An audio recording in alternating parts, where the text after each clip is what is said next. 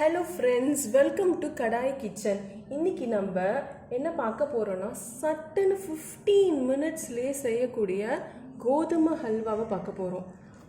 இதை பார்த்திங்கன்னா ரொம்ப 4 இன்க்ரீடியன்ட்ஸ் வச்சு சீக்கிரமாக ஒரு 15 மினிட்ஸ்லேயே செஞ்சிடலாம். வாயில் அப்படியே மெல்ட் ஆகும்.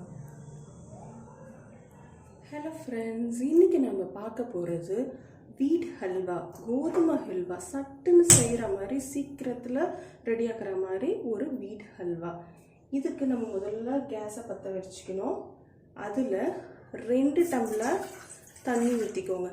சப்போஸ் நான் இந்த டம்ளரில் மெஷர்மெண்ட் எடுத்துக்கிறேன். நீங்கள் ஒரு மெஷரிங் கப்பில் மெஷர் எடுத்தீங்கன்னா அதே அளவு வச்சு எல்லாத்துக்கும் ப்ரொசீட் பண்ணிக்கோங்க. இப்போ 2 கப்பு தண்ணி ஊற்றிக்கிட்டேன்.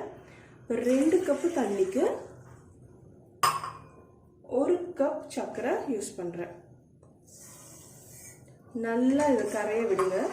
இது கரைஞ்சிக்கிட்டு இருக்கும்போது ஒரு 4 ஏலக்காவை எடுத்து அதோட விதையை எடுத்து அதை நல்லா தட்டி வச்சுருக்கேன். ஏலக்காவை அப்படியே தோலோடு சேர்த்தோன்னா அது வாயிலெல்லாம் தட்டுப்படும், ஸ்வீட் சாப்பிடும்போது டிஸ்டர்பன்ஸாக இருக்கும். இப்போ அதோட விதையை எடுத்து நல்லா தட்டி வச்சுட்டு இதோட ஆட் பண்ணிக்கோங்க. இப்போ இந்த சர்க்கரையும் தண்ணியில் நல்லா கரையணும். இப்போ இந்த சக்கரை பாகு நல்லா தலை கொதிக்குது. எந்த கம்பி பதமும் இருக்கணும்னு அவசியம் இல்லை, நல்லா கொதிச்சுட்டா போதும். இதை எடுத்து அப்படியே வச்சுக்கோங்க. இப்போ நம்ம ஹல்வா செய்யறதுக்கு ஒரு பேனை வச்சுக்கலாம். 1 ஸ்பூன் கீ ஆட் பண்ணிக்கோங்க. ஆட் பண்ணிட்டு கொஞ்சம் கேஷ்யூஸை கோல்டன் ப்ரௌனாக ஃப்ரை பண்ணிக்கலாம்.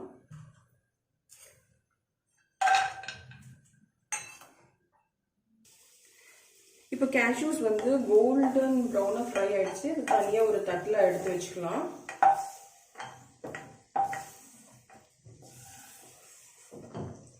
இப்போ இதே வானல்ல நம்ம எந்த கப்பில் மெஷர்மெண்ட் எடுத்தோமோ அதே கப்பில் ஒரு 1/4 கப்பு எண்ணெயும் 1/4 கப்பு நெய்யும் எடுத்துக்கிறோம். அந்த எண்ணெய் ஆட் பண்ணும்போது வாசனை இல்லாத எண்ணெயை ஆட் பண்ணிக்கோங்க. மோஸ்ட்லி சன்ஃப்ளவர் ஆயில் ஆட் பண்ணிக்கோங்க.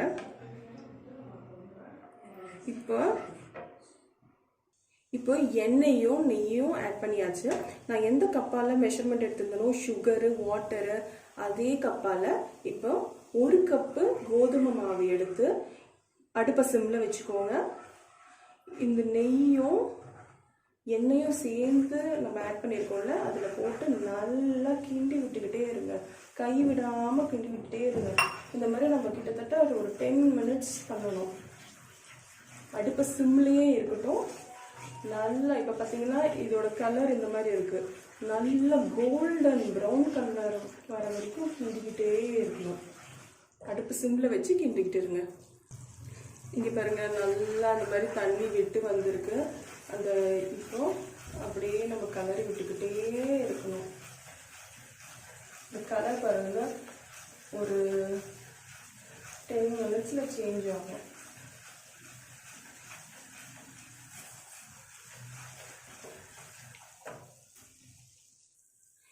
இப்படி வறுத்துக்கிட்டே இருக்கும்போது நல்ல கோதுமை மாவோட வாசனை, நல்லா வறுபடுற வாசனை உங்களுக்கு வந்துக்கிட்டே இருக்கும். நல்லா கிண்டிகிட்டே இருக்கும். நம்ம இதில் ஊற்றிருக்க எண்ணெயும் நெய்யும் வெளியே வர அளவுக்கு நம்ம இதை கிண்டி விட்டுக்கிட்டே இருக்கணும். அப்படி நம்மளுக்கு தெரியும், கலரும் சேஞ்ச் ஆகும் கிண்டி விட்டுட்டே இருந்தீங்கன்னா. எனக்கு ஒரு 10 மினிட்ஸ் கழிச்சு இந்த கலர் வந்துருச்சு, நல்லா பொரிஞ்சு வெந்துருச்சு. இப்போ நம்ம 2 கப்பு தண்ணியும் 1 கப்பு சுகரும் போட்டு காய்ச்சி வச்சிருக்கோம்ல சக்கரை பாகு, அதை கொஞ்சமாக ஆட் பண்ணுங்க.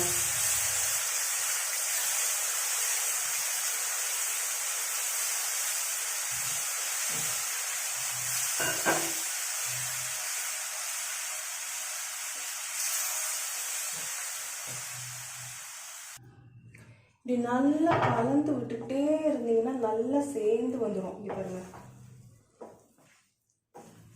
சேர்ந்து அப்படியே பாருங்க.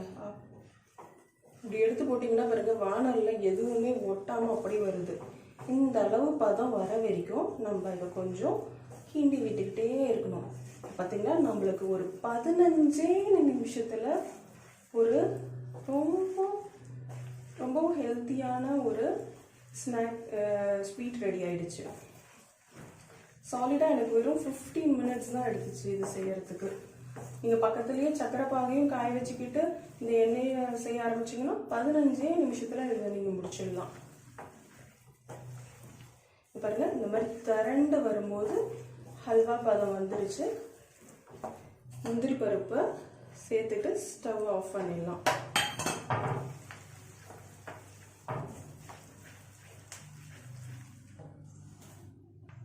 உங்களுக்கு எந்த ஸ்டேஜில் ஆஃப் பண்ணணும்னு தெரியலனா இந்த கை இருக்குது பார்த்தீங்களா, இப்படி டச் பண்ணி பாருங்கள். கையில் வந்து மாவு ஒட்டாமல் எண்ணெயும் நெய்யும் அப்படியே வரணும். அந்த அளவுக்கு இருந்தால் ஹல்வா பதம் வந்துருச்சுன்னு தெரிஞ்சுக்கலாம். இப்போ இதை நம்ம